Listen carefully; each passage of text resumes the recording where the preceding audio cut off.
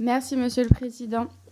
Chers collègues, l'intitulé de la Convention prévoit une lutte contre l'évasion fiscale. Mais finalement, à ce jour, nous ne savons pas ce que souhaite faire ce texte en la matière. On est censé signer une convention édulcorée qui apporte plus de questions que de réponses.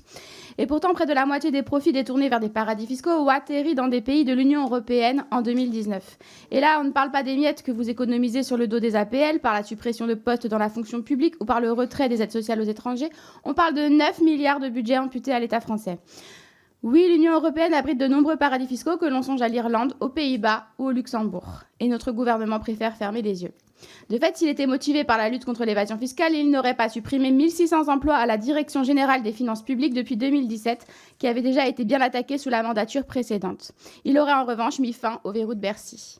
On sent que ce texte a une portée plutôt symbolique, visant à soigner les contours pour la candidature de la Moldavie à l'Union européenne, ce que nous considérons comme inquiétant si l'on n'obtient pas de garanties fiscales claires. Nous voulons une Europe sociale et en cette année d'élections européennes, on ne peut accepter le risque d'alimenter une Europe de la dérégulation. La politique internationale, ce n'est pas seulement symbole et communication, comme semble le croire la majorité.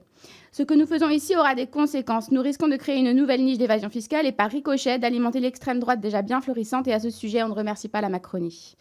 Je sais que ce gouvernement fait preuve de rigueur uniquement avec les pauvres et les étrangers, mais ce n'est pas trop demander que de ne pas aider à minima les riches à échapper à la loi. Cette politique du fort avec les faibles et faible avec les forts ne peut pas continuer quand on voit les chantiers que vous nous laissez en termes de logement, en termes de santé et dans l'ensemble des services publics. Ce texte aurait pu être l'occasion de montrer autre chose, d'imposer des conditions strictes de fiscalité. Ce qu'on demande concrètement au gouvernement, c'est de ne pas nous enfumer avec les symboles et de nous proposer du fond. Mais nous avons bien compris que le culte du vide est dans l'ADN de la Macronie.